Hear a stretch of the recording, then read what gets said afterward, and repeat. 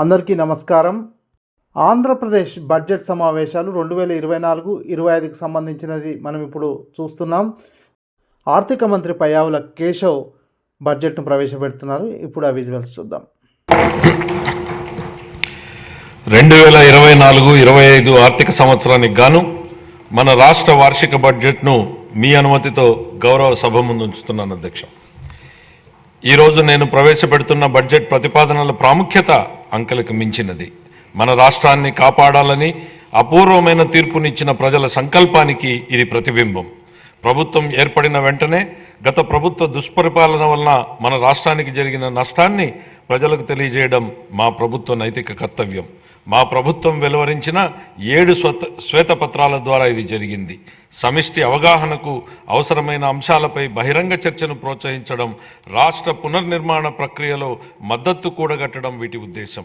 ఈరోజు మన రాష్ట్రం ఎదుర్కొంటున్న సవాళ్లు: రాష్ట్ర ఆర్థిక వ్యవహారాల దుర్వినియోగం, రాష్ట్ర వనరుల మళ్లింపు, లోపభూయిష్టమైన ఎక్సైజ్ మరియు ఇసుక విధానాల వలన సహజ వనరుల దోపిడీ వలన రాష్ట్ర ఆదాయానికి గండిపడడం, ప్రభుత్వ పన్నులను దారి మళ్లించడం ద్వారా రాబోయే 25 సంవత్సరాల భవిష్యత్తు ఆదాయాన్ని గణనీయంగా తగ్గించడం, పరిమితికి మించి రుణాలను అధిక వడ్డీ రేట్లకు తీసుకోవడం, కేంద్ర ప్రభుత్వ మార్గదర్శకాలను ఉల్లంఘించి రుణాలను తీసుకోవడం, కేంద్ర ప్రాయోజిత పథకాల నిధుల మళ్లింపు, పిల్లల పౌష్టికాహారం కోసం చిక్కి వైద్య సామగ్రి వంటి ముఖ్యమైన పథకాలకు చెల్లింపులు నిలుపుదల, స్థానిక సంస్థల నిధుల మళ్లింపు, ఉద్యోగులకు పేరుకుపోయిన బకాయిలు, వివిధ పనులకు చెందినటువంటి బిల్లుల బకాయిలు, అన్ని ప్రాజెక్టులను స్తంభింపజేయడం ద్వారా నీటిపారుదల రంగం పతనం, ఇంధన రంగం విధ్వంసం,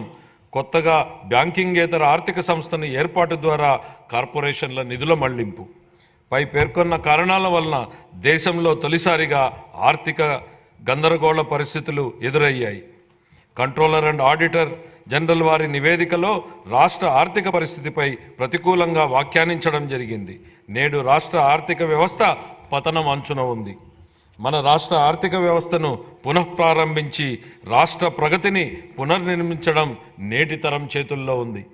గౌరవ ముఖ్యమంత్రి శ్రీ నారా చంద్రబాబు నాయుడు గారి ప్రేరణే మాకు చోదక శక్తి. ఈ సందర్భంగా వారి మాటలను ఉదహరించాలని అనుకుంటున్నాను. ప్రతి సంక్షోభాన్ని అంకిత భావంతో, సృజనాత్మకతతో, నిబద్ధత మరియు కృషితో అవకాశంగా మార్చుకోండి అని. మే 24 జూన్ నెలలో జరిగిన సార్వత్రిక మరియు రాష్ట్ర శాసనసభ ఎన్నికలలో మన రాష్ట్ర ప్రజలు మా సంకీర్ణ ప్రభుత్వానికి అపూర్వమైన తీర్పునిచ్చారు. 57% ఓట్లతో 175 సీట్లకు గాను 164 సీట్లు రావడం మాకు దక్కిన గౌరవం.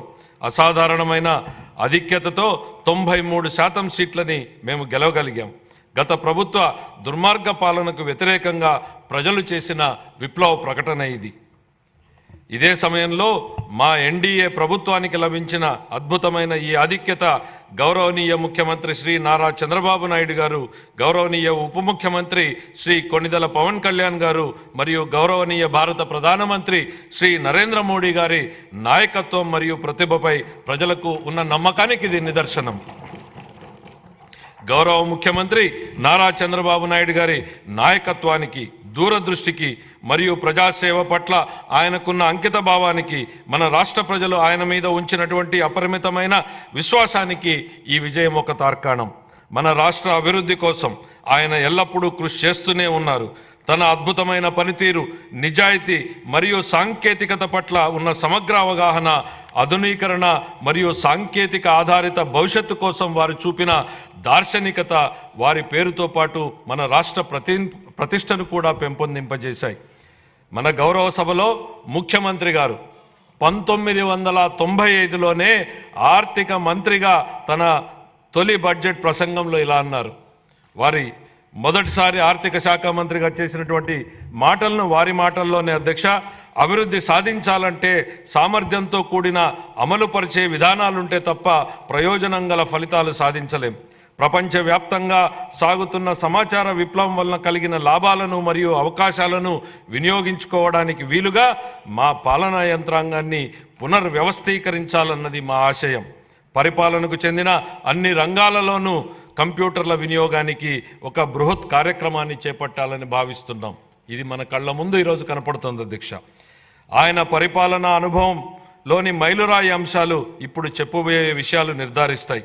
1995 నుండి 99 వరకు ముఖ్యమంత్రిగా ఆయన మొదటి పదవీ కాలం గణనీయమైన ఆర్థిక సంస్కరణలు, మౌలిక సదుపాయాలు అభివృద్ధి మరియు సమాచార సాంకేతిక పరిశ్రమల అభివృద్ధితో గుర్తింపు పొందింది.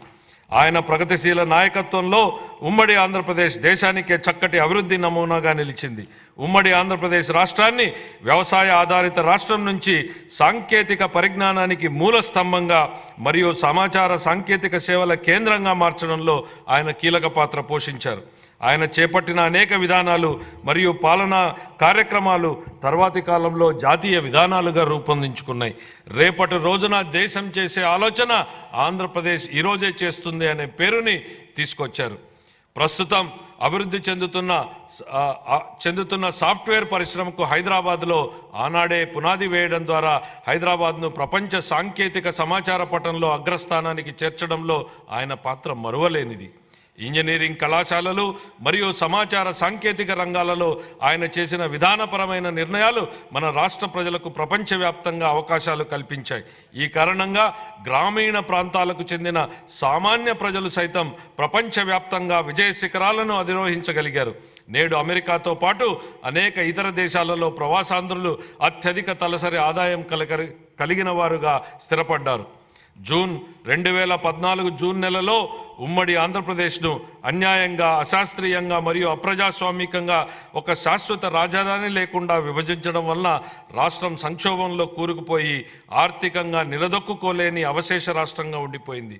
రాష్ట్ర విభజనను మన ప్రజలపై బలవంతంగా రుద్దారని చెప్పడం ఎంత మాత్రం అతిశయోక్తి కాదు.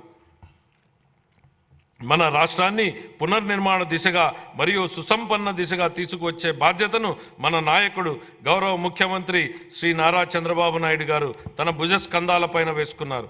ఆయన పరివర్తనాత్మక నాయకత్వంలో దీర్ఘకాలిక మరియు స్వల్పకాలిక ప్రణాళికలను అమలు చేసి అవశేష రాష్ట్రాన్ని విభజన దుష్ప్రభావం నుండి తప్పించి అభివృద్ధి పథంలో నడిపించారు.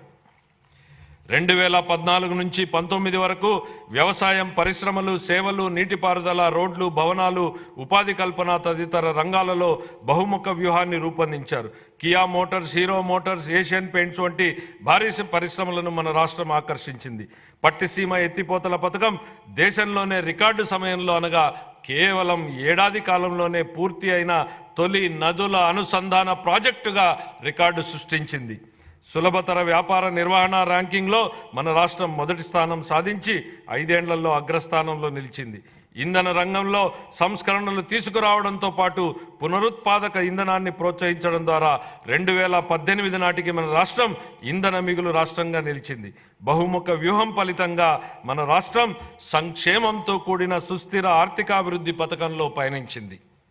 అయితే 2019 తర్వాత జరిగిన పరిణామాలు మన రాష్ట్ర చరిత్రలో ఒక చీకటి దిశగా చెప్పుకోవచ్చు.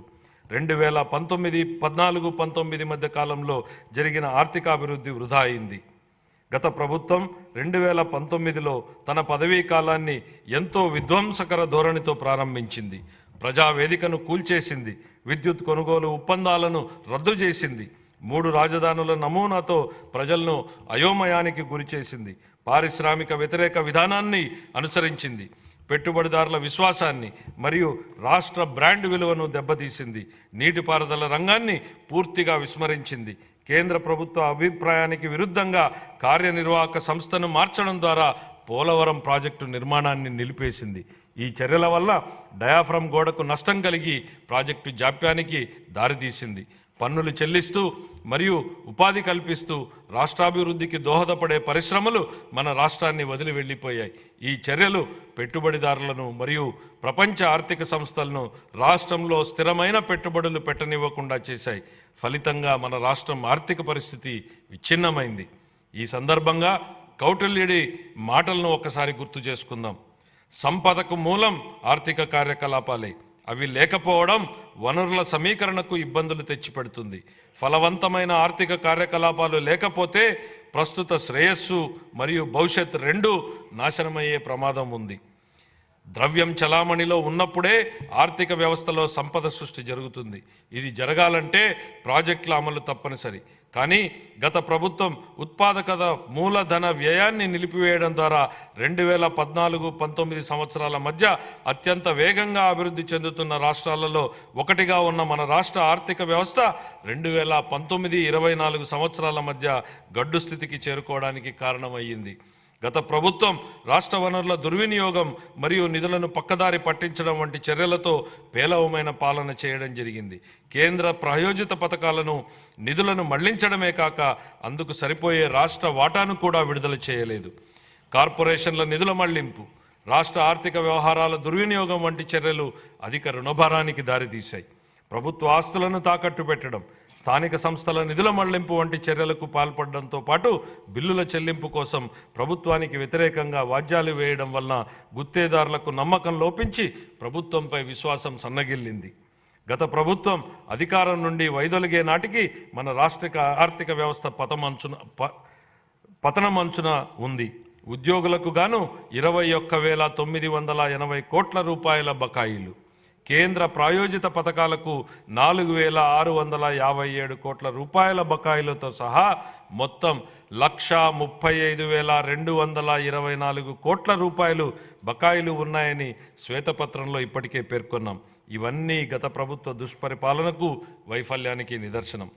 2019-24 సంవత్సరాల మధ్యకాలంలో నెలకొన్న పరిస్థితి చూస్తే మన రాష్ట్రం పటిష్టమైన ఆర్థిక సూత్రాలతో నడిచిందా, లేక వ్యక్తిగత ప్రయోజనాల కోసం లాభాపేక్షతో ఒక ప్రైవేటు సంస్థలాగా నడిచిందా అనే ప్రశ్న ఉత్పన్నమవుతుంది. గత ప్రభుత్వం ప్రజా సంక్షేమాన్ని పక్కన పెట్టి కేవలం ప్రైవేటు లాభం అనే భావనతోనే నడిచింది. సహజ వనరులను కొల్లగొట్టడం, సహజ ఖనిజాల అక్రమ తవ్వకాలతో రాష్ట్ర ఖజానాకు ఆదాయం నష్టం కలిగించడం, వ్యక్తిగత ప్రయోజనాల కోసం ఉద్దేశపూర్వకంగా ఇసుక మరియు ఎక్సైజ్ విధానాలను రూపొందించడం జరిగింది. ఈ చర్యల వలన ఒకవైపు రాష్ట్ర ఆర్థిక వ్యవస్థ క్షీణించగా, మరొక వైపు అధిక పన్నులు మరియు దుష్పరిపాలన కారణంగా ప్రజల కష్టాలు మరింత పెరిగాయి. గత ప్రభుత్వం ప్రజాస్వామిక గొంతులను అణిచివేయడం మరియు ప్రజాస్వామ్య వ్యవస్థలను దెబ్బతీయడం వంటి కక్ష సాధింపు చర్యలకు పాల్పడింది. గత ప్రభుత్వ దుష్పరిపాలనకు వ్యతిరేకంగా వివేకవంతమైన ప్రజాస్వామిక నిర్ణయం తీసుకుని మరొకసారి రాష్ట్ర చరిత్రగతిని సవ్య దిశగా మార్చిన మన రాష్ట్ర ప్రజలకు కృతజ్ఞతలు తెలియజేసుకుంటున్నాం. మన రాష్ట్ర ప్రజలు విఘ్నతతో ఇచ్చిన తీర్పు 2024లో ఎన్డీఏ కూటమి తిరిగి అధికారంలోకి వచ్చేందుకు దోహదపడింది. శ్రీ నారా చంద్రబాబు నాయుడు గారు నేడు రెట్టించిన ఉత్సాహంతో మరియు దృఢ సంకల్పంతో ఉన్నారు. స్వర్ణాంధ్రప్రదేశ్ విజన్కు 2024 సంవత్సరం ఒక మైలురాయి వంటిది. మా ప్రభుత్వం ఎన్ని సవాళ్లు ఎదురైనా ఇచ్చిన హామీలను నెరవేర్చడానికి గౌరవ ముఖ్యమంత్రి గారి నాయకత్వంలో కృషి చేస్తుంది.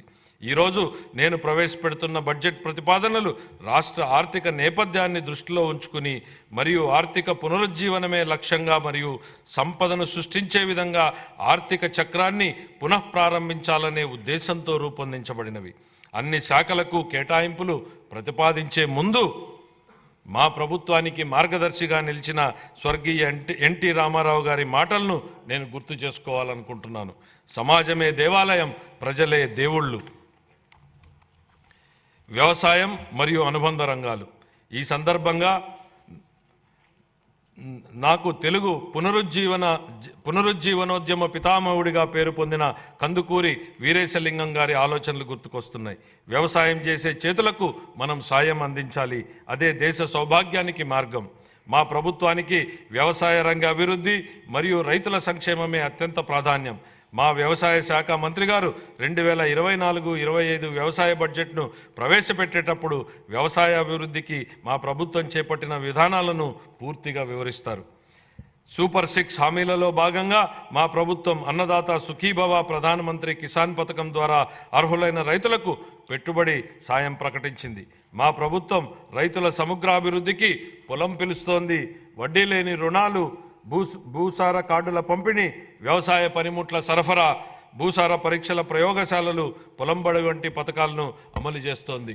2024-25 ఆర్థిక సంవత్సరం రబీ కాలం నుండి పంటల బీమా పథకాన్ని సవరించడం మరియు స్వచ్ఛంద నమూనాని అవలంబించడం వలన రైతులు వారి వ్యక్తిగత అవసరాల ఆధారంగా ఈ పథకాలలో పాల్గొనే స్వేచ్ఛను వెసులుబాటును కల్పించడం జరిగింది.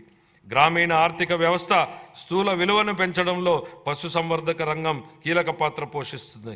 పశు సంపద మరియు కోళ్ల పెంపకం మన రాష్ట్రం దేశంలోనే 2వ స్థానంలో ఉంది.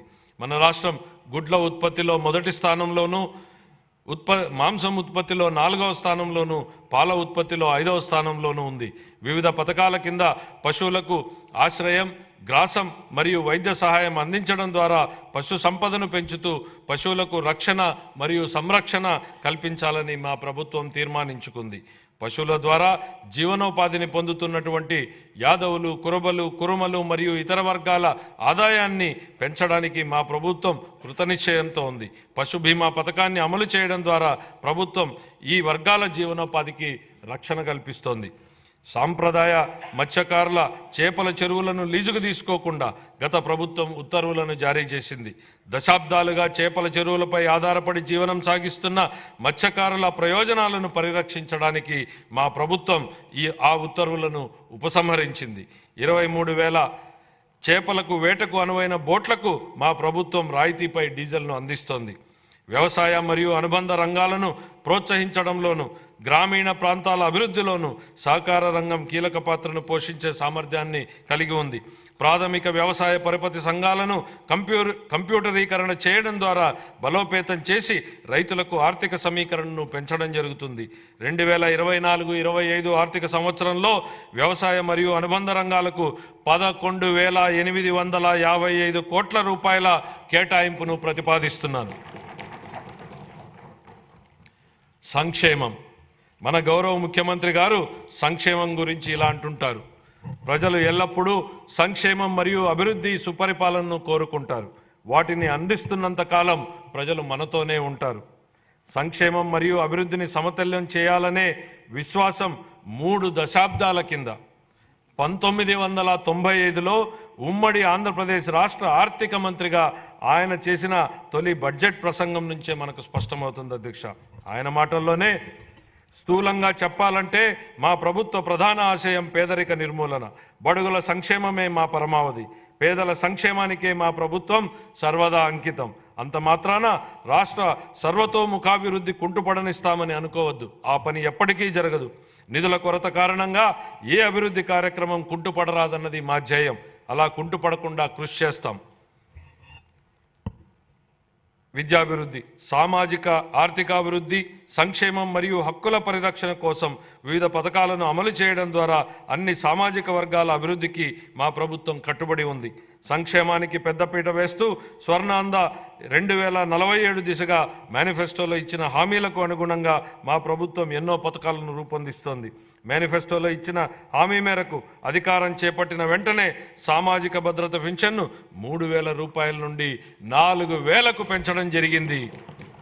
ఎన్టీఆర్ భరోసా పెన్షన్ పథకం ద్వారా 64,38,000 మంది పెన్షన్దారులకు నెలకు 4,000 నుండి 15,000 రూపాయల వరకు పెన్షన్లు అందుతున్నాయి.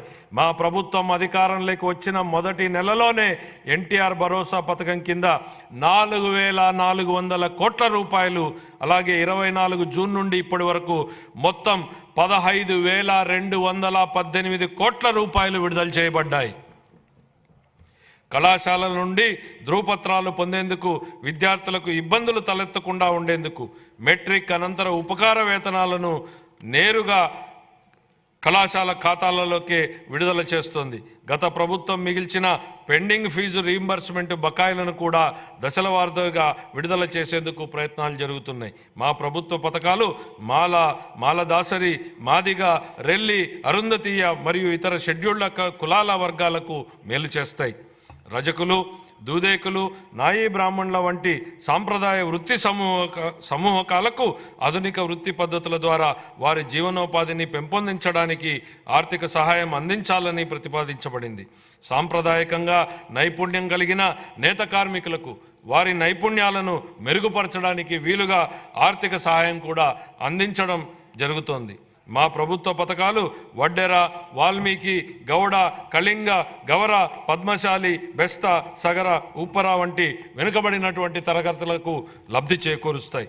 షెడ్యూల్ తెగల కుటుంబాలకు సాధికారతకు మా ప్రభుత్వం పూర్తిగా కట్టుబడి ఉంది.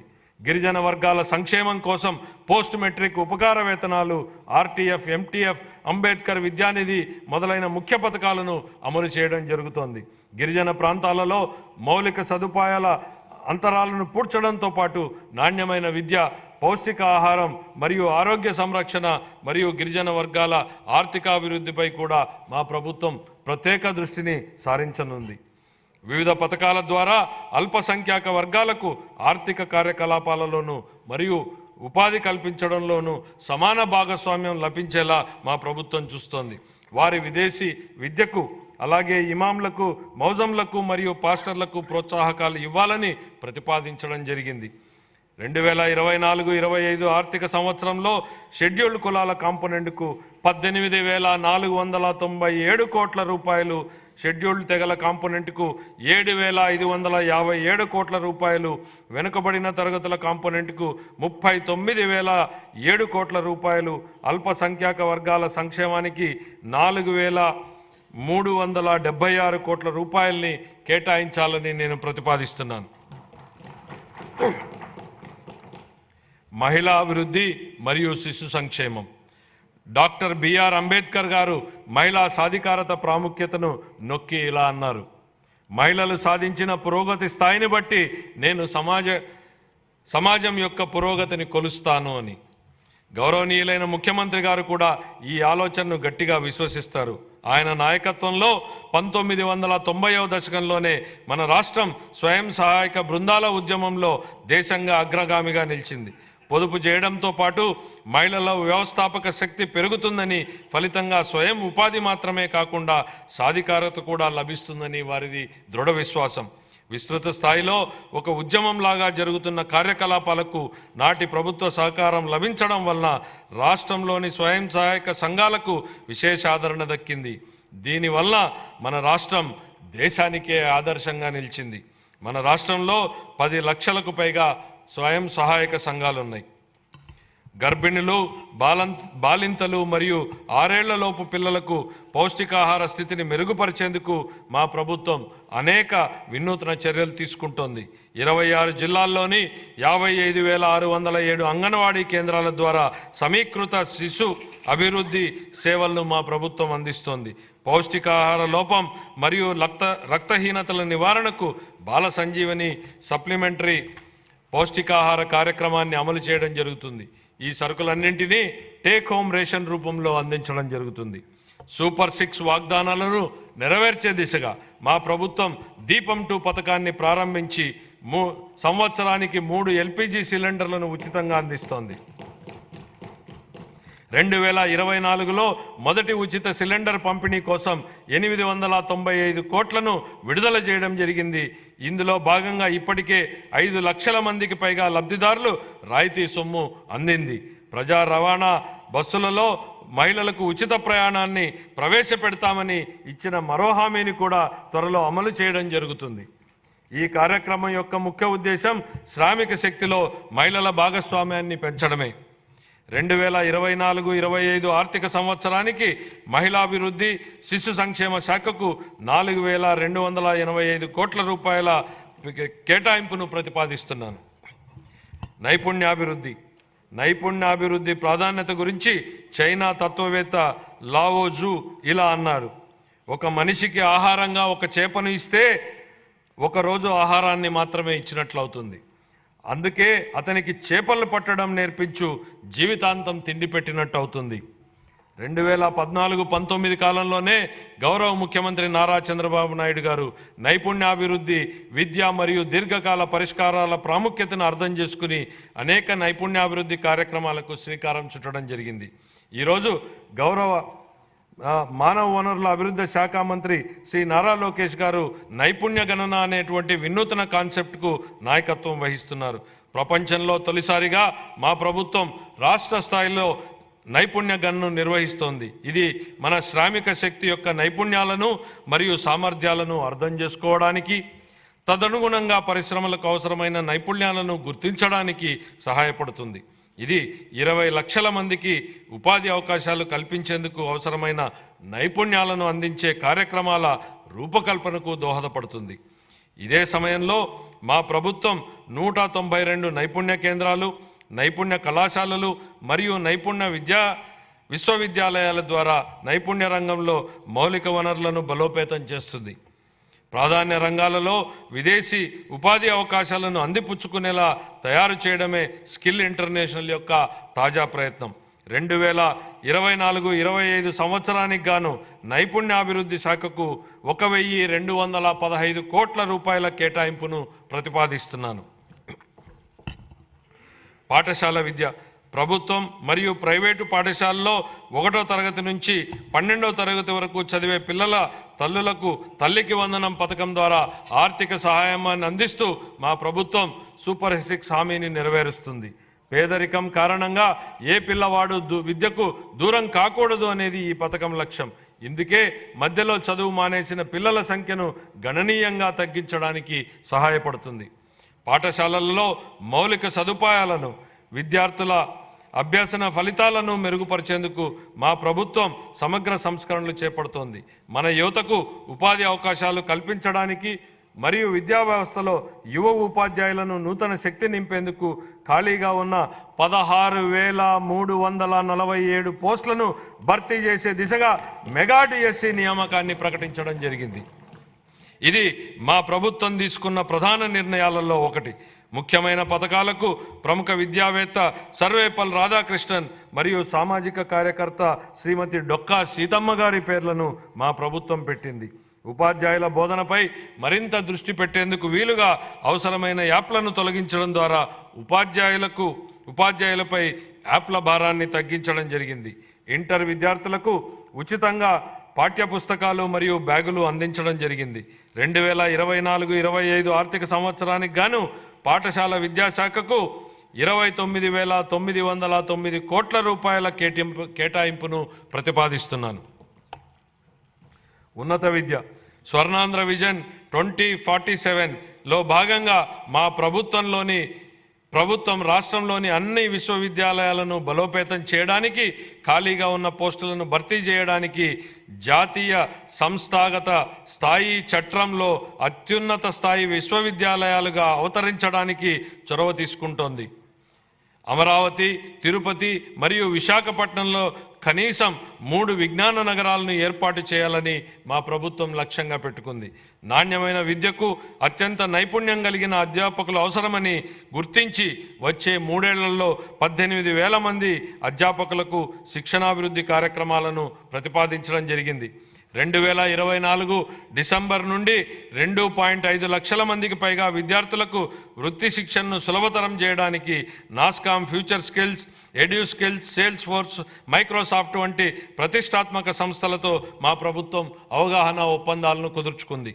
సమాచార సాంకేతిక మరియు ఆధారిత రంగాలు, బ్యాంకింగ్, ఆర్థిక సేవలు, బీమా సేవలు, వనరులను సమకూర్చే సేవలు, చిల్లర వర్తకము మరియు ఆరోగ్య సంరక్షణ వంటి వివిధ రంగాలలో 5,000 రూపాయల నుండి 15,000 రూపాయల మధ్య వేతనాన్ని అందించే అప్రెంటిస్షిప్తో కూడిన డిగ్రీ విద్యను మా ప్రభుత్వం ప్రవేశపెట్టింది. 2024 ఆర్థిక సంవత్సరానికి గాను ఉన్నత విద్యాశాఖకు 2,326 కోట్ల రూపాయల కేటాయింపును ప్రతిపాదిస్తున్నాను. ఆరోగ్య సంరక్షణ. పౌరులకు సరసమైన మరియు నాణ్యమైన ఆరోగ్య సంరక్షణ సేవలను సకాలంలో అందించడం మా ప్రభుత్వం యొక్క మొదటి ప్రాధాన్యత. అందరికీ ఆరోగ్యం లక్ష్యంగా మా ప్రభుత్వం ఆరోగ్య రంగంలో సమగ్ర సంస్కరణలు చేపడుతోంది. హృదయ సంబంధ వ్యాధులు పెరుగుతున్న దృష్ట్యా అవసరమైన పరికరాలు మరియు మానవ వనరుల శిక్షణ అందించడం ద్వారా స్టెమీ ప్రోగ్రాంని ప్రారంభించాలని యోచిస్తున్నాం. రాష్ట్ర వ్యాప్తంగా సమగ్ర క్యాన్సర్ స్క్రీనింగ్ కార్యక్రమాన్ని ప్రారంభించడం ద్వారా క్యాన్సర్ కేసులను గుర్తించి వైద్య కళాశాలల్లో వైద్యం కోసం చేరే సౌకర్యాన్ని కల్పించింది.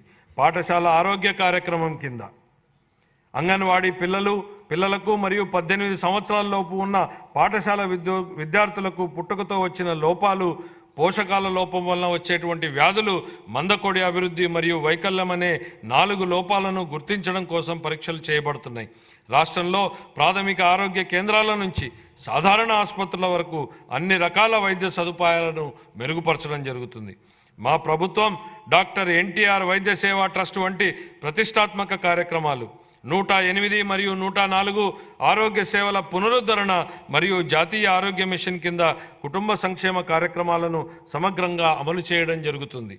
మాతా శిశు సంక్షేమ సంరక్షణలో జాతీయ సగటు కంటే మన రాష్ట్ర సగటు మెరుగ్గా ఉంది. తల్లులు మరియు పిల్లల శ్రేయస్సును పెంచే కార్యక్రమాలను అమలు చేయడం ద్వారా దీన్ని మరింత మెరుగుపరచడానికి చర్యలు తీసుకుంటున్నాం. 2024-25 ఆర్థిక సంవత్సరానికి కానీ వైద్య ఆరోగ్య శాఖ కోసం 18,421 కోట్ల రూపాయల కేటాయింపును ప్రతిపాదిస్తున్నాను. పంచాయతీరాజ్ మరియు గ్రామీణాభివృద్ధి. మహాత్మా గాంధీ ఇలా అన్నారు, భారతదేశ ఆత్మ గ్రామాలలో ఉంటుంది అని.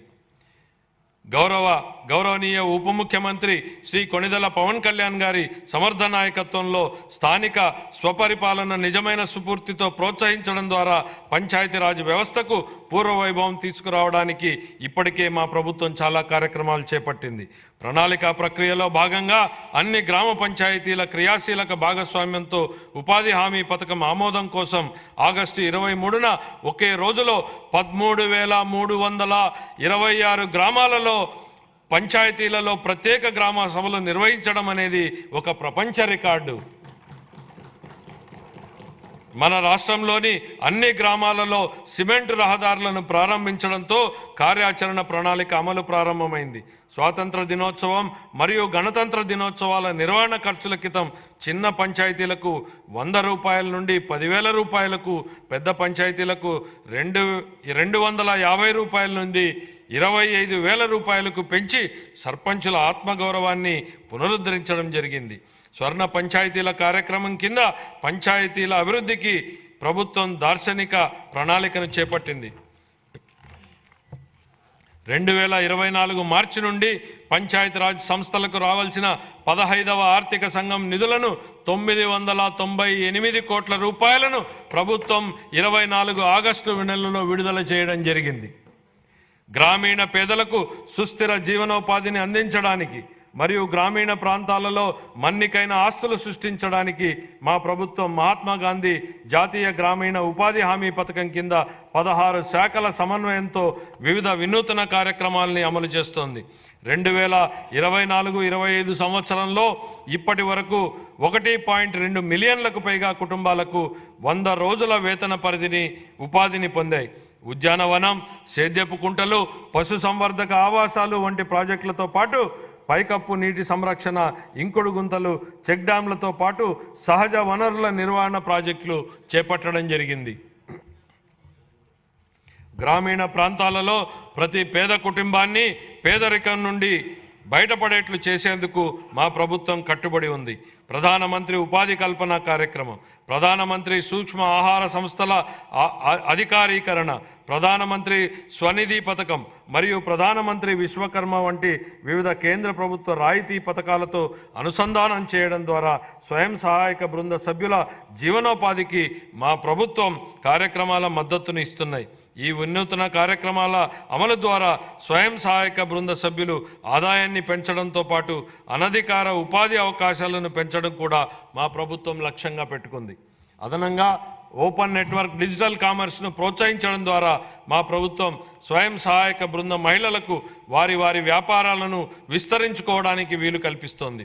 వారి ఉత్పత్తులను మార్కెట్లకు చేర్చడానికి విస్తృతంగా అవకాశాలను కల్పిస్తూ మరియు వారి అమ్మకాల సామర్థ్యాన్ని మెరుగుపరచడంలో ఇది వారికి ఉపయోగపడుతుంది.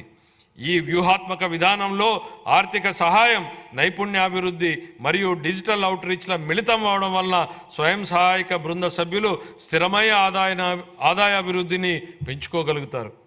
ఆంధ్రప్రదేశ్ గ్రామీణ రహదారుల అనుసంధాన ప్రాజెక్టు ద్వారా 1,574 పనులను పూర్తి చేయడం జరిగింది.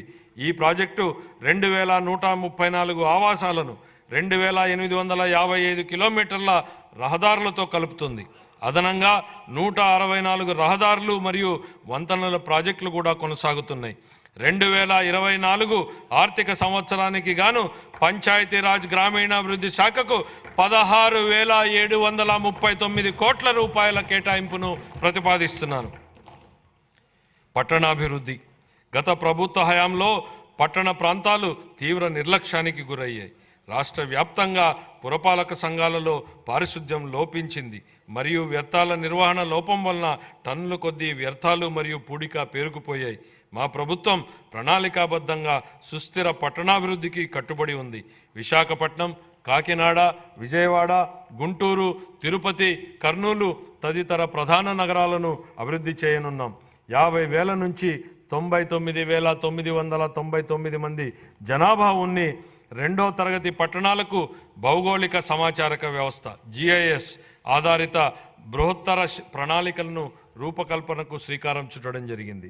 అమృత్ 2 కింద జలవనరుల పునరుద్ధరణ, మురుగునీటిని శుద్ధి చేసి తిరిగి వినియోగించుకోవడం, వర్షపు నీటి సంరక్షణతో పాటు ప్రజలందరికీ సురక్షిత నీటిని సరఫరా చేయాలని మా ప్రభుత్వం భావిస్తోంది.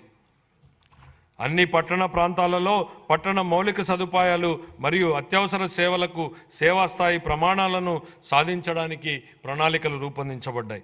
5 ఏళ్లుగా కనుమరుగైన రాష్ట్ర కళల రాజధాని అమరావతి నేడు రూపుదిద్దుకుంటోంది. ప్రపంచ స్థాయిలోనే అత్యుత్తమ మౌలిక సదుపాయాలు, పెట్టుబడులు మరియు ఉద్యోగాలకు ప్రపంచ స్థాయి గమ్యస్థానంగా అమరావతి మారబోతోంది. అత్యంత నివాసయోగ్యమైన, సమర్థవంతమైన మరియు సుస్థిరమైన హరిత నగరంగా అమరావతిని తీర్చిదిద్దేందుకు మా ప్రభుత్వ ప్రణాళికలు దోహదపడ్డాయి.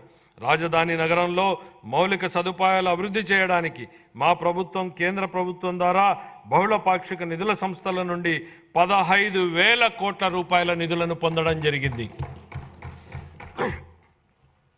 పట్టణ ప్రాంతంలో నివసిస్తున్న నిరుపేదలకు సరసమైన ధరలకు ఆహారాన్ని అందించడంతో మా ప్రభుత్వం మొత్తం 123 పట్టణ ప్రాంతాల పరిధిలో 204 అన్నా క్యాంటీన్లను ఏర్పాటు చేయడం జరిగింది. గ్రామీణ ప్రాంతాల్లో కూడా 158 అన్నా క్యాంటీన్లను ఏర్పాటు చేయడానికి ప్రణాళికలు సిద్ధం చేయడం జరిగింది. 2024-25 ఆర్థిక సంవత్సరానికి పురపాలక పట్టణాభివృద్ధి శాఖకు 11,490 కోట్ల రూపాయల కేటాయింపును ప్రతిపాదిస్తున్నాను. గృహ నిర్మాణం. 2029 నాటికి అందరూ ఇళ్లు నిర్మించి ఇవ్వాలన్న మా ప్రభుత్వం కృతనిశ్చయంతో ఉంది. ప్రధానమంత్రి ఆవాస్ యోజన, NTR నగరాలు పథకం కింద ఆర్థికంగా వెనుకబడిన వర్గాలకు 25 లక్షల ఇళ్ల పట్టాలు ఇవ్వాలని లక్ష్యంగా పెట్టుకోవడం జరిగింది. ఈ నిర్ణయం ఆర్థికంగా వెనుకబడిన వర్గాల సంక్షేమ కార్యక్రమానే కాకుండా రాష్ట్ర ఆర్థిక కార్యకలాపాలకు కూడా ఊతమిస్తోంది. ఈ కార్యక్రమం కింద ఇంటి స్థలాన్ని కానీ పక్కా ఇళ్ళు లేని వారికి ఇళ్ల స్థలాల పట్టాలు మంజూరు చేయడం జరుగుతుంది. ప్రధానమంత్రి ఆవాస్ యోజన కింద 6.9 లక్షల ఇళ్ళు, ప్రధానమంత్రి ఆవాస్ యోజన కింద 1.79 లక్షల గ్రామీణ ఇళ్లను పూర్తి చేయాలని ప్రతిపాదించడం జరిగింది. ప్రధానమంత్రి జన్మన్ పథకం కింద నిస్సహాయ గిరిజన సమూహాల కోసం 15,000 పైగా గృహాలను పూర్తి చేయాలని ప్రతిపాదించడం జరిగింది. అన్ని శాఖల సమన్వయంతో హౌసింగ్ లేఅవుట్లలో మౌలిక సదుపాయాలను అభివృద్ధి చేయడానికి మా ప్రభుత్వం కట్టుబడి ఉంది. 2024-25 ఆర్థిక సంవత్సరానికి గృహ నిర్మాణ శాఖకు 4,012 కోట్ల రూపాయల కేటాయింపుని ప్రతిపాదిస్తున్నాను. జలవనరుల నిర్వహణ. సాగునీటి రంగాన్ని గత ప్రభుత్వం పూర్తిగా నిర్లక్ష్యం చేసింది. వంశధార స్టేజ్ 2, హంద్రీనీవా సుజల స్రవంతి 2వ దశ, వెలుగొండ ప్రాజెక్టు, తోటపల్లి బ్యారేజు, గజపతి నగరం బ్రాంచ్ కెనాల్, చింతలపూడి ఎత్తిపోతల పథకం, Pulichintala, Gundlakamma reservoir, Somasila Swarnamukhi link canal వంటి సాగునీటి ప్రాజెక్టుల్లో ఏ ఒక్కదానిలోనూ పురోగతి లేదు. పోలవరం విషయంలో కేంద్ర జలశక్తి మంత్రిత్వ శాఖకు చెందిన పోలవరం ప్రాజెక్టు అథారిటీ సలహాలను పట్టించుకోకుండా నిర్మాణ కీలక దశలో ఉన్నప్పుడు ఏజెన్సీని హఠాత్తుగా మార్చడం వలన డయాఫ్రమ్ గోడ కూలి ప్రాజెక్టు నిర్మాణంలో తీవ్ర జాప్యం జరిగింది. ప్రాజెక్టు ప్రయోజనాల కోసం ఏళ్ల తరబడి ఎదురు చూస్తున్న ఆంధ్ర, ఉత్తరాంధ్ర మరియు రాయలసీమ వాసులకు ఈ జాప్యం కలవరపెడుతోంది. మా ప్రభుత్వం సాగునీటి రంగానికి అధిక ప్రాధాన్యతనిస్తూ ప్రతి పొలానికి నీటిని తీసుకెళ్లాలనే లక్ష్యంతో సమగ్ర నూతన జల విధానాన్ని రూపొందించడం జరుగుతోంది. రాష్ట్రాన్ని కరువు రహిత రాష్ట్రంగా తీర్చిదిద్ది త్రాగు మరియు సాగు మరియు పారిశ్రామిక అవసరాలకు నీటి భద్రతను కల్పించేందుకు కార్యాచరణ ప్రణాళికలు రూపొందించడం జరిగింది. పోలవరం జాతీయ నీటిపారుదల ప్రాజెక్టును త్వరితగతిన పూర్తి చేయడం మా ప్రభుత్వ మొదటి ప్రాధాన్యత. చింతలపూడి ఎత్తిపోతల పథకం, బొడ్డేపల్లి రాజగోపాలరావు వంశధార ప్రాజెక్టు రెండవ దశ, పూల Subbaiah Veligonda project, Handrineeva Sujala Sravanthi project, Tungabhadra high level canal వ్యవస్థ మెరుగుదల, చిన్న నీటిపారుదల, వాటర్ షెడ్, భూగర్భ జలాల నిర్వహణతో సహా నిర్మాణంలో ఉన్న అన్ని ప్రాజెక్టులను పూర్తి చేసేందుకు మా ప్రాజెక్టు కట్టుబడి ఉంది. వీటితో పాటు అదనంగా భవనాసి చెరువు మార్పిడి ప్రాజెక్టును మరియు మహేంద్ర తనయ ఆఫ్షోర్ ప్రాజెక్టును చేపట్టాలని మా ప్రభుత్వం భావిస్తోంది. గోదావరి, పెన్న, నాగావళి వంశధార నదులను అనుసంధానం చేయడం ద్వారా రాష్ట్ర వ్యాప్తంగా నీటి భద్రతను కల్పించాలని భావిస్తోంది. 2024-25 ఆర్థిక సంవత్సరానికి జలవనరుల శాఖకు 16,705 కోట్ల రూపాయల కేటాయింపును ప్రతిపాదిస్తున్నాను.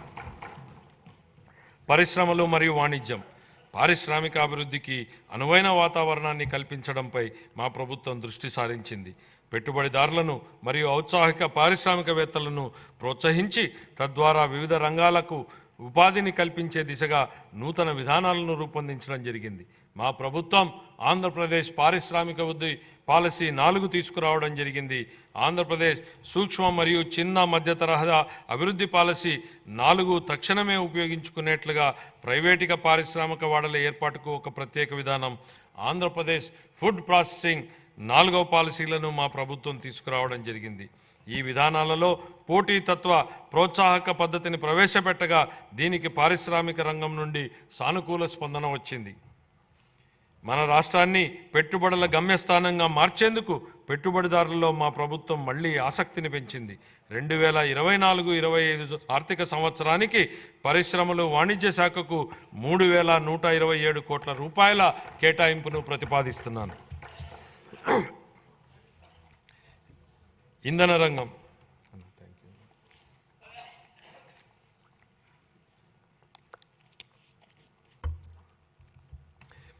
గత ప్రభుత్వ విధ్వంస చర్యల ఫలితంగానే ఇంధన రంగం నాశనమైంది. గత ప్రభుత్వం ప్రమాణ స్వీకారోత్సవ వేదిక నుండే విద్యుత్ కొనుగోలు ఒప్పందాలను రద్దు చేస్తున్నట్లు ప్రకటించడం ద్వారా ఈ విధ్వంసం ప్రారంభమైంది. ఈ చర్య రాష్ట్ర ఇంధన రంగ పునాదులను కదిలించింది. అంతేకాక ఇంధన రంగ విస్తరణ ప్రణాళికలను విచ్ఛిన్నం చేయడం ద్వారా విద్యుత్ కొరతకు కారణమయ్యింది. తత్ఫలితంగా అధిక ధరలతో విద్యుత్తును కొనుగోలు చేయాల్సి వచ్చింది. అంతిమంగా గత ప్రభుత్వాల తప్పిదాల వల్ల నేడు వినియోగదారులకు ట్రూ అప్ ఛార్జీల పేరుతో విద్యుత్ కోసం అధిక ధరకు చెల్లించాల్సి వస్తోంది. ఈ నష్టాన్ని పూడ్చడానికి వినియోగదారులకు తక్కువ ఖర్చుతో వారంలో అన్ని రోజులు 24 గంటల పాటు నిరంతరాయమైన నాణ్యమైన విద్యుత్తును సరఫరా చేయడానికి మా ప్రభుత్వం కట్టుబడి ఉంది. రాష్ట్రంలో సుస్థిరత, ఇంధన పరివర్తన మరియు క్లీన్ ఎనర్జీ సాంకేతికతలను ప్రోత్సహించేందుకు నూతన సమగ్ర ఆంధ్రప్రదేశ్ సమీకృత క్లీన్ ఎనర్జీ విధానం 2024ను ప్రకటించడం జరిగింది. పునరుత్పాదక ఇంధనం, పంపుడు స్టోరేజ్ పవర్, హరిత హైడ్రోజన్ మరియు దాని ఉత్పన్నాలను ప్రోత్సహించడానికి కొత్త విధానం మార్గాన్ని సుగమం చేస్తుంది. అంతేకాక రాష్ట్రాన్ని పెట్టుబడులు ఆకర్షించే గమ్యస్థానంగా కూడా మారుస్తుంది. మా ప్రభుత్వం ఆక్వా రైతులకు తక్కువ ధరకే విద్యుత్తును సరఫరా చేస్తూ షెడ్యూల్డ్ కులాలు మరియు షెడ్యూల్డ్ తెగల వారి కాలనీలో ప్రతి ఇంటికి నెలకు 400 యూనిట్ల విద్యుత్తును అందిస్తోంది. దోబీఘాట్లకు అలాగే దారిద్ర్య రేఖకు దిగువనున్న రజక సామాజిక వర్గం వారు నిర్వహిస్తున్న లాండ్రీలకు, దారిద్ర్య రేఖకు దిగువనున్న నాయీ బ్రాహ్మణులు చౌరశాలలకు, దారిద్ర్య రేఖకు దిగువనున్న స్వర్ణకారుల దుకాణాలకు, దారిద్ర్య రేఖకు దిగువనున్న అత్యంత వెనుకబడిన కులాలకు మరియు చేనేత కార్మికులకు ఉచితంగా లేదా రాయితీపై విద్యుత్ అందించబడుతోంది. 2024-25 ఆర్థిక సంవత్సరానికి గాను ఇంధన శాఖకు 8,207 కోట్ల రూపాయల కేటాయింపును ప్రతిపాదిస్తున్నాను. రవాణా మరియు రోడ్లు మరియు భవనాలు, రహదారుల నిర్వహణ మరియు మరమ్మతుల విషయంలో గత పాలకులు నిర్లక్ష్యం వహించడంతో పాటు రాష్ట్రంలో రహదారుల కంటే గుంతలే ఎక్కువగా ఉన్నాయి. ఏళ్ల తరబడి నడుస్తున్న మౌలిక సదుపాయాల పురోగతికి విఘాతం కలిగింది. ఒకప్పుడు 2019 నాటికి నాణ్యమైన రహదారుల అనుసంధానం ఉన్న రాష్ట్రం 2024 నాటికి గుంతలమైన గుంతలమయమైన రహదారులతో సతమతమవుతోంది. సంక్రాంతి నాటికి రాష్ట్రంలో అన్ని రహదారులు గుంతలు లేకుండా ఉండాలనే లక్ష్యంతో మన గౌరవ ముఖ్యమంత్రి గారు గుంతలు లేని రహదారుల ఆంధ్రప్రదేశ్ అనే మిషన్కు శ్రీకారం చుట్టారు. వీటి పునర్నిర్మాణ ప్రయత్నాలు జరుగుతున్నాయి. అనుసంధానతను మరింత బలోపేతం చేయడానికి గతిశక్తి కార్యక్రమానికి అనుగుణంగా రాష్ట్ర రహదారి మౌలిక సదుపాయాలను జాతీయ గ్రిడ్తో మా ప్రభుత్వం అనుసంధానం చేస్తోంది. Amaravati outer ring road project గత ప్రభుత్వ హయాంలో నిలిచిపోయింది. 189 కిలోమీటర్ల పొడవైన Amaravati outer ring road express way పునరుద్ధరణకు కేంద్ర ప్రభుత్వం ఆమోదం తెలిపింది. ఈ ప్రాజెక్టు రాజధానిని రాష్ట్రంలో ఇతర ప్రాంతాలతో అనుసంధానం చేస్తుంది. ఈ ప్రాజెక్టు మన రాష్ట్రంలో ప్రాంతీయ అనుసంధానతను మరియు ఆర్థికాభివృద్ధిని పెంపొందిస్తుంది. మన రాష్ట్రంలో 687 కిలోమీటర్ల మేర 6 వరుసల జాతీయ రహదారి ప్రాజెక్టు పనులను ఎంతో పురోగతిలో ఉన్నాయి. వీటిలో బెంగళూరు, కడప, విజయవాడ, రాయపూర్, విశాఖపట్నం, చిత్తూరు, తాడ్చూరు, రేణిగుంట, నాయుడుపేట, విజయవాడ పశ్చిమ బైపాస్, నాయుడుపేట, తూర్పు కనుపూరు వంటి ముఖ్యమైన రహదారులు ఉన్నాయి. వీటితో పాటు 4 వరుసల జాతీయ రహదారులైన హైదరాబాద్, విశాఖపట్నం, బెంగళూరు, చెన్నై ఎక్స్ప్రెస్ రహదారుల్లో 165 కిలోమీటర్ల మేర పనులు పురోగతిలో ఉన్నాయి. న్యూ డెవలప్మెంట్ బ్యాంక్ ఆర్థిక సహకారంతో మండల అనుసంధాన మరియు గ్రామీణ అనుసంధానత అభివృద్ధి ప్రాజెక్టు మరియు ఆంధ్రప్రదేశ్ రహదారులు, వంతెనల పునర్నిర్మాణ ప్రాజెక్టులను మా ప్రభుత్వం అమలు చేస్తుంది.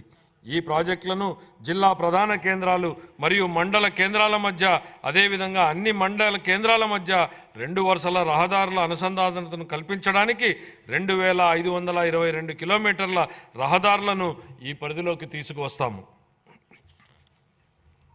వాహనాలు త్వరితగతిన నడిచేందుకు వీలుగా ప్రధానమైన జిల్లా రహదారుల ఉపరితలాన్ని మెరుగుపరచడానికి 2199 కిలోమీటర్ల మేర పనులను మంజూరు చేయడం జరిగింది. వీటిని 2025 మార్చి నాటికి పూర్తి చేయాలని మా ప్రభుత్వం లక్ష్యంగా పెట్టుకుంది.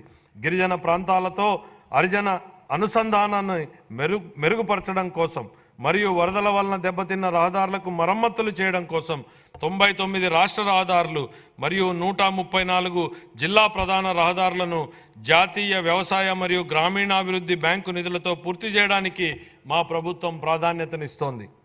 జూన్ 24 నుండి మా ప్రభుత్వం రహదారుల రంగానికి 600 కోట్ల రూపాయలను విడుదల చేసింది. రాష్ట్ర విపత్తు నివారణ నిధి, ఎన్డీఆర్ఎఫ్ మరియు రాష్ట్ర విపత్తు ప్రతిస్పందన నిధుల కింద కేటాయింపులతో సహా 2024-25 ఆర్థిక సంవత్సరానికి గాను రవాణా, రోడ్లు మరియు భవనాల శాఖకు 9554 కోట్ల రూపాయల కేటాయింపును ప్రతిపాదిస్తున్నాను. యువజన, పర్యాటక మరియు సాంస్కృతిక శాఖ మన రాష్ట్రానికి చెందిన క్రీడాకారులు జాతీయ మరియు అంతర్జాతీయ స్థాయిలో రాణించి రాష్ట్రానికి గర్వకారణంగా నిలుస్తున్నారు. మా ప్రభుత్వం క్రీడాకారులను ప్రభుత్వ ఉద్యోగాలలో 3% రిజర్వేషన్లను ప్రకటించింది. ఇది దేశంలోనే అత్యధికం. మా ప్రభుత్వం ప్రతిపాదించిన ఆర్థిక ప్రోత్సాహాలు కూడా దేశంలోనే అత్యధికం.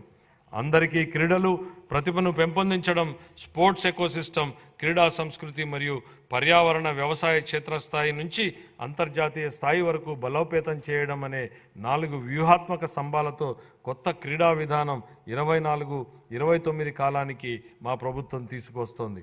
ఆర్థిక మరియు సామాజిక అభివృద్ధి కోసం క్రీడలను ప్రోత్సహించడం మరియు ఆరోగ్యకరమైన జీవనం కోసం క్రీడలను ప్రజా ఉద్యమంగా మార్చడంపై మా ప్రభుత్వ క్రీడల విధానం దృష్టి సారిస్తుంది. గౌరవ ముఖ్యమంత్రి గారు పర్యాటక రంగానికి పరిశ్రమ హోదాను కల్పించారు. ఇది ఒక చారిత్రాత్మక చర్య. ఇది ప్రైవేటు పెట్టుబడులను గణనీయంగా ఆకర్షించే విధంగా రాష్ట్ర సామర్థ్యాన్ని మరింత పెంచింది. మన రాష్ట్రంలో పర్యాటక రంగం ఉద్యోగాల కల్పనకు ఒక గొప్ప వరం. ఆధ్యాత్మిక పర్యాటక రంగాన్ని ప్రోత్సహించడం ద్వారా పర్యాటక రంగాన్ని అభివృద్ధి చేయడానికి మా ప్రభుత్వం ప్రణాళికలు రూపొందిస్తోంది. పర్యావరణ మరియు వివిధ పర్యాటక ప్రదేశాలను ఏకకాలంలో అనుసంధానించే విధంగా పరిశ్రమ, పర్యాటక రంగాన్ని, సముద్ర తీరక పర్యాటక కేంద్రాలను, ఆరోగ్య పర్యాటక కేంద్రాలను, చారిత్రాత్మక వారసత్వ ప్రదేశాలను అభివృద్ధి చేయడం ద్వారా పర్యాటక రంగాన్ని ప్రోత్సహించడాన్ని మా ప్రభుత్వం లక్ష్యంగా పెట్టుకుంది. 2024-25 ఆర్థిక సంవత్సరానికి యువజన పర్యాటక మరియు సాంస్కృతిక శాఖకు 322 కోట్ల రూపాయల కేటాయింపును ప్రతిపాదిస్తున్నాం. పోలీసు శాఖ గత 5 ఏళ్లలో పోలీసు శాఖను నిర్లక్ష్యం చేయడం వలన ఆ శాఖ నైతిక స్థైర్యం మరియు నిర్వహణ సామర్థ్యం తీవ్రంగా దెబ్బతిన్నాయి.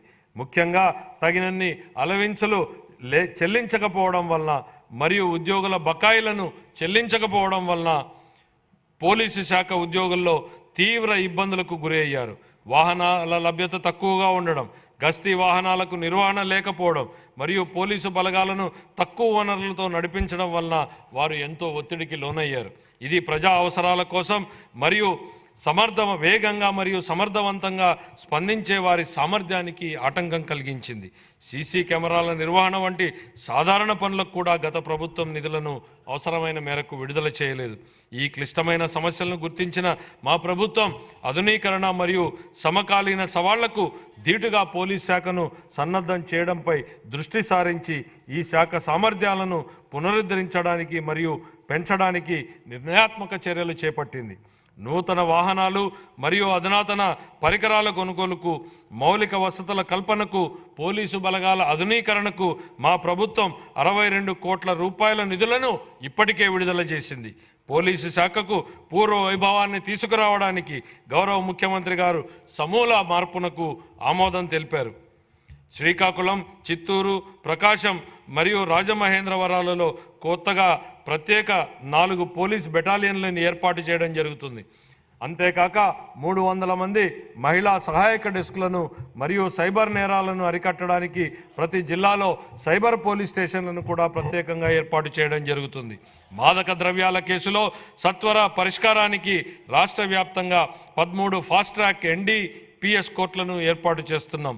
ఆధునీకరించబడిన మరియు తక్షణమే ప్రతిస్పందించగలిగే సమర్థవంతమైన పోలీస్ దళాలను పునర్నిర్మించే దిశగా చేపట్టిన ఈ చర్యలను మా ప్రభుత్వ నిబద్ధతను సూచిస్తాయి.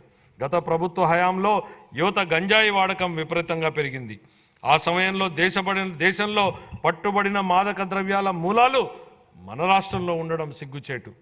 అధ్యక్ష, మాదక ద్రవ్యాల విస్తృత వ్యతిరేక కార్యక్రమంలో భాగంగా మా ప్రభుత్వం మాదక ద్రవ్యాల వినియోగ వ్యతిరేక టాస్క్ ఫోర్స్ను ఏర్పాటు చేసింది. విద్యార్థులు గంజాయి మరియు పొగాకు వాడకుండా ఉండేందుకు వారిలో అవగాహన పెంచే సమగ్ర కార్యక్రమాలను ప్రవేశపెట్టడం జరిగింది. ఈ మాదక ద్రవ్యాలు మరియు పొగాకు వ్యతిరేక కార్యక్రమాలు క్రియాశీలక పాత్రను పోషించేందుకు ఉన్నత విద్యా సంస్థల్లోని 3172 యూనిట్లకు శిక్షణ ఇచ్చేందుకు ప్రణాళికలు రూపొందిస్తున్నామని గౌరవ సభకు తెలియజేస్తున్నాను. 2024-25 ఆర్థిక సంవత్సరానికి గాను పోలీసు శాఖకు 8495 కోట్ల రూపాయల కేటాయింపును ప్రతిపాదిస్తున్నాను.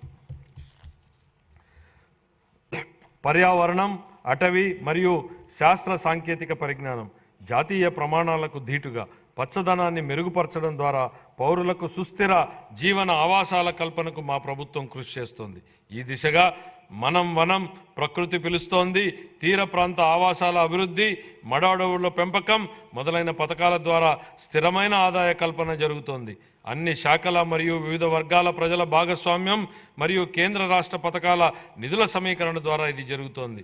పరిశుభ్రమైన మరియు ఆరోగ్యకరమైన నగరాల కోసం బహిరంగ ప్రదేశాలలో పచ్చదనాన్ని ఇచ్చే నగర వనాలను నిర్వహించడం మరియు విస్తరించడం ద్వారా వాతావరణ మార్పులను తట్టుకునే నగరాలను అభివృద్ధి చేయడానికి నగర వనం పథకాన్ని మా ప్రభుత్వం అమలు చేస్తోంది. 2024-25 ఆర్థిక సంవత్సరానికి గాను పర్యావరణ, అటవీ, శాస్త్ర సాంకేతిక శాఖకు 687 కోట్ల రూపాయల కేటాయింపును ప్రతిపాదిస్తున్నాను. 2022-23 ఖాతాలు. ఆంధ్రప్రదేశ్ అకౌంటెంట్ జనరల్ వారు ఖరారు చేసిన ఆర్థిక లెక్కల ప్రకారం 2022-23 ఆర్థిక సంవత్సరానికి గాని రెవెన్యూ లోటు 43,488 కోట్ల రూపాయలు మరియు ద్రవ్యలోటు 52,509 కోట్ల రూపాయలుగా చెప్పడం జరిగింది. రెవెన్యూ లోటు మరియు ద్రవ్యలోటు వరుసగా 3.3% గాను 3.98% గాను ఉన్నాయి. 2023-24కు సవరించిన అంచనాల ప్రకారం 2023-24 ఆర్థిక సంవత్సరానికి రెవెన్యూ వ్యయం 2,12,450 కోట్ల రూపాయలు కాగా మూలధన వ్యయం 23,330 కోట్ల రూపాయలు. 2023-24 ఆర్థిక సంవత్సరంలో రెవెన్యూ లోటు దాదాపు 38,682 కోట్ల రూపాయలు కాగా ఇదే కాలానికి ద్రవ్యలోటు దాదాపు 62,720 కోట్ల రూపాయలు. ఇది రాష్ట్ర స్థూల దేశీయ ఉత్పత్తిలో వరుసగా 2.65% మరియు 4.3% ఉన్నాయి. 2024-25 బడ్జెట్ అంచనాలు. 2024-25 ఆర్థిక సంవత్సరానికి నేను 2,94,427.25 కోట్ల రూపాయల వ్యయాన్ని ప్రతిపాదిస్తున్నాను. ఇందులో రెవెన్యూ వ్యయం అంచనా 2,35,916.99 కోట్ల రూపాయలు మరియు మూలధన వ్యయం అంచనా 32,712.84 కోట్ల రూపాయలు. ఇదే కాలానికి రెవెన్యూ లోటు 34,743.38 కోట్ల రూపాయలు మరియు ద్రవ్యలోటు 68,742.65 కోట్ల రూపాయలుగా ప్రతిపాదిస్తున్నాను. రాష్ట్ర స్థూల దేశీయ ఉత్పత్తిలో రెవెన్యూ లోటు 4.19%గాను మరియు ద్రవ్యలోటు 2.12%గాను ఉండవచ్చు. ముగింపు. నేను ముందే చెప్పినట్టుగా మన రాష్ట్ర ప్రగతి పునఃప్రారంభానికి మరియు పునర్నిర్మాణానికి ఈ బడ్జెట్ ఒక తొలిమెట్టు. తమ కుటుంబాలలోని ప్రతి ఒక్కరికి ఆరోగ్యం, విద్య, జ్ఞానం, నైపుణ్యం మరియు సంపదలు కలగాలని ప్రతి కుటుంబం కూడా కలలు కంటుంది. ఈ కలలు సాకారం అవ్వడానికి మా ప్రభుత్వం కట్టుబడి ఉంది. మన రాష్ట్ర ప్రజలు వారి ఆశలు నెరవేర్చుకునేటందుకు అపూర్వమైన తీర్పునిచ్చారు. ప్రజలు మేమిచ్చిన హామీలపై నమ్మకం ఉంచారు. ఈ హామీలను నిలబెట్టుకోవాల్సినటువంటి బాధ్యత మా ప్రభుత్వంపై ఉంది. మా ప్రభుత్వం ముందున్న ఈ సవాళ్లను గౌరవ ముఖ్యమంత్రి గారి నాయకత్వంలో మేము అధిగమించగలమని విశ్వసిస్తున్నాం. స్వర్ణాంధ్రలో జీవించాలనే ప్రజల ఆశలను సాకారం చేయడానికి మా ప్రభుత్వ నిబద్ధతను పునరుద్ఘాటిస్తున్నాను. సరళమైన ప్రభుత్వం, ప్రతిభావంతమైన పాలన అనే సూత్రంతో పాలనను క్రమబద్ధీకరించడమే మా ప్రభుత్వ లక్ష్యం. స్వామి వివేకానందుడి స్ఫూర్తిదాయకమైన మాటలతో నా ప్రసంగాన్ని ముగిస్తున్నాను. మనం ఎలా ఉన్నామో దానికి మనమే బాధ్యులం. మనం ఎలా ఉండాలనుకున్నా అలా మనల్ని తయారు చేసుకునే శక్తి మనకుంది. మనం ఇప్పుడు ఉన్నది మన గత చర్యల ఫలితమైతే భవిష్యత్తులో మనం ఏమి కావాలనుకుంటున్నామో అది మన ప్రస్తుత చర్యల ద్వారా ఖచ్చితంగా నిర్ణయించబడుతుంది. కాబట్టి ఎలా నడుచుకోవాలో మనం తెలుసుకోవాలి. ఈ మాటలతో నేను ఇప్పుడు బడ్జెట్ను గౌరవ సభ ఆమోదం కోసం సమర్పిస్తున్నాను. జై ఆంధ్రప్రదేశ్, జై హింద్.